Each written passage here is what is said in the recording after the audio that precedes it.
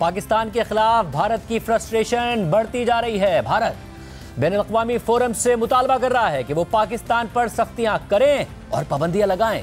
पहलगाम वाक़े के बाद भारत ने जहां खुद पाकिस्तान के खिलाफ बराह रास्त जारहाना इक़दाम उठाए, तो वहीं पाकिस्तान के खिलाफ आलमी फोरम्स पर भी केस बनाने की नाकाम कोशिश की।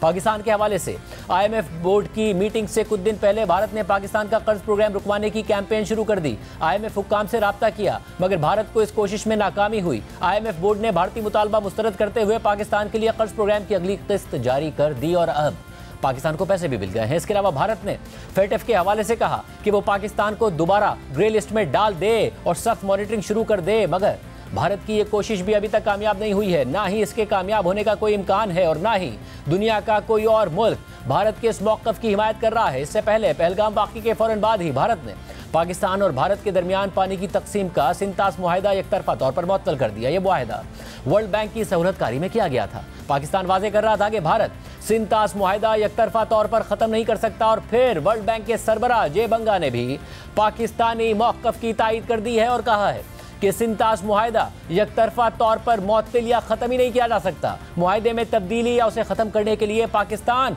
और भारत का मुत्तफ़िक होना ज़रूरी है। यानी भारत को पाकिस्तान के खिलाफ अपने किसी भी हालिया फैसले या कोशिश में कामयाबी नहीं मिली है और अब भारत पाकिस्तान के एटमी हथियारों के खिलाफ मुहिम शुरू कर रहा है। भारतीय वज़ीर दिफा राजनाथ सिंह ने कहा है कि पाकिस्तान के जौहरी हथियारों को इंटरनेशनल एटॉमिक एनर्जी एजेंसी की निगरानी में लिया जाना चाहिए। श्रीनगर की धरती से मैं पूरी दुनिया के सामने यह सवाल उठाना चाहता हूं कि क्या ऐसे गैर जिम्मेदार और रोग नेशन के हाथों में परमाणु हथियार सुरक्षित हैं? मैं दुनिया के सामने यह सवाल खड़ा करना चाहता हूं। मैं मानता हूं कि पाकिस्तान के एटमी हथियारों को IAEA international atomic energy agency की निगरानी में लिया जाना चाहिए। पाकिस्तान की वज़ारत ख़ारजा ने भारतीय वज़ीर दिफा के बयान की सख्ती से तरदीद की है, मुस्तरद कर दिया है। वज़ारत ख़ारजा के एलामे के मुताबिक पाकिस्तान के जौहरी हथियारों के हवाले से भारतीय वज़ीर दिफा की जानिब से आज मकबूजा जम्मू और कश्मीर में दिए गए बयान की शदीद मजम्मत करते हैं। ये गैर जिम्मेदाराना बयान भारतीय जौहरियत के खिलाफ पाकिस्तान के रिवायती ज़राए से मौसर दिफा और डेटरेंस के हवाले से भारतीय वज़ीर दिफा के गहरे अदम तहफ़्फ़ुज़ और फ्रस्ट्रेशन को जाहिर करता है।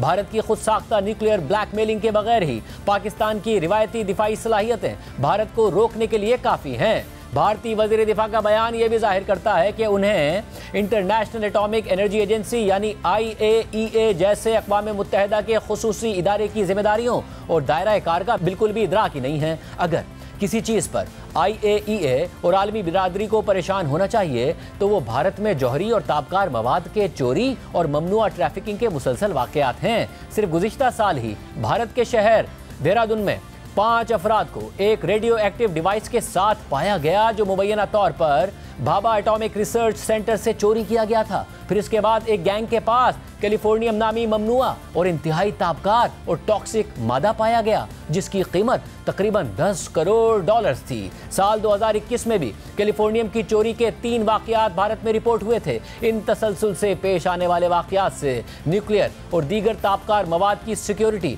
और सेफ्टी के हवाले से भारत के इंतजामात पर सवालात उठते हैं और ये इस बात की निशानदही करते हैं कि भारत में हसास और डुअल यूज़ मटीरियल्स की एक ब्लैक मार्केट मौजूद है। पाकिस्तान इन वाक़यात की जामे तहकीकात का मुतालबा करता है और भारत पर जोर देता है कि वो अपने जौहरी हथियारों और तनसीबात की सेफ्टी और सिक्योरिटी को यकीनी बनाए।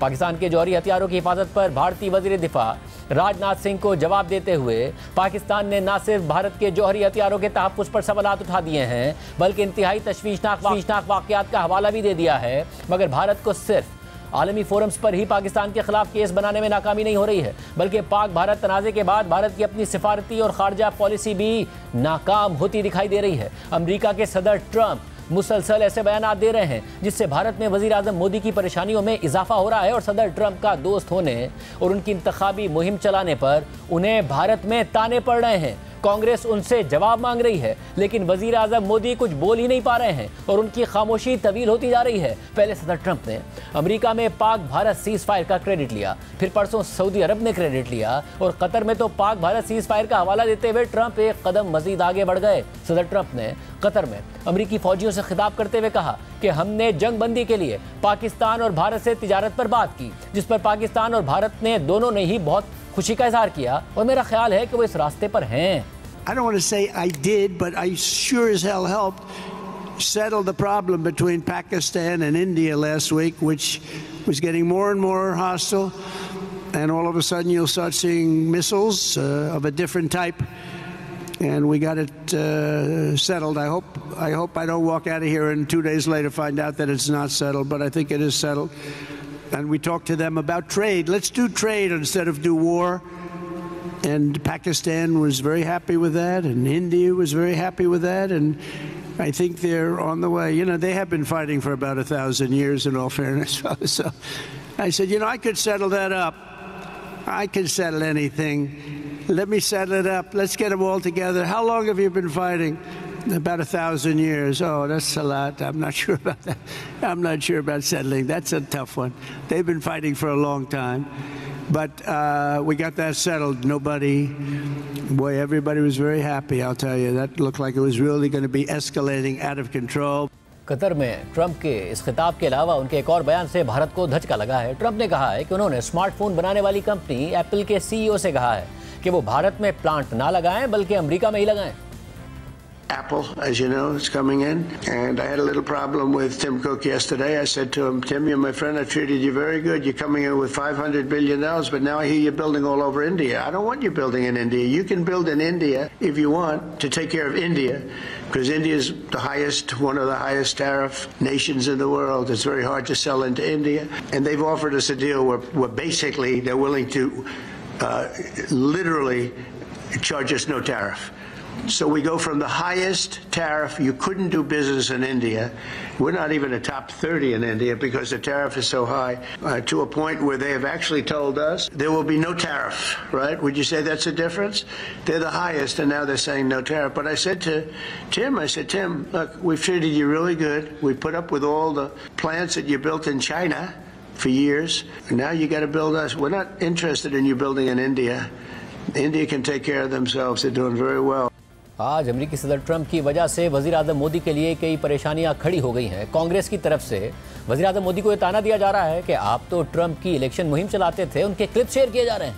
We in India have connected well with President Trump. The words of candidate Trump. अब की बार ट्रंप सरकार। भारत में सदर ट्रंप के बयानात को लेकर तशवीश बढ़ रही है। एक बड़ा सियासी, तिजारती और सिफारती तनाज़ा उभर रहा है, मगर पाकिस्तान में सदर ट्रंप के बयानात को मस्बत पेशरफ्त के तौर पर देखा जा रहा है। सदर ट्रंप वाज़ेह तौर पर कह रहे हैं कि उन्होंने तिजारत की धमकी देकर दोनों ममालिक को जंगबंदी के लिए मजबूर किया। अब वो दोनों से तिजारत बढ़ाएंगे। इस हवाले से भारत की तरफ से खामोशी है, मगर पाकिस्तान के हवाले से अहम खबर सामने आई है। पाकिस्तान ने अमरीकी सदर के बयान के बाद अब बाज़ाब्ता तौर पर एक कदम आगे बढ़ाने का फैसला किया है। जियो न्यूज़ के नुमाइंदे अशरफ मलखम की ज़राए से खबर के मुताबिक पाकिस्तान ने अमेरिका को मुंतखब आइटम्स पर जीरो टैरिफ दो तरफा तिजारत की पेशकश कर दी है। अमेरिकी सदर के पाकिस्तान के साथ तिजारत बढ़ाने के जवाब में पाकिस्तान ने यह तजवीज़ दी। पाकिस्तान मुंतखब टैरिफ लाइन्स पर जीरो टैरिफ के साथ बाहिमी मफादात की बुनियाद पर दो तरफा मुआहिदा करना चाहता है। पाकिस्तान अमेरिका के साथ मुतादिद शोबों में दो तरफा तिजारत को तौसी देना चाहता है। ये पेशकश अमेरिकी सदर की तरफ से पाक भारत सीज फायर का मुआहिदा करने के बाद की गई है। हालिया सालों में भारत खित्ते समेत पूरी दुनिया में एक बड़ी ताकत के तौर पर इमेज बनाने की कोशिश कर रहा था, मगर पाकिस्तान के साथ हालिया तनाज़े से भारत के इस इमेज को शदीद धचका लगा है।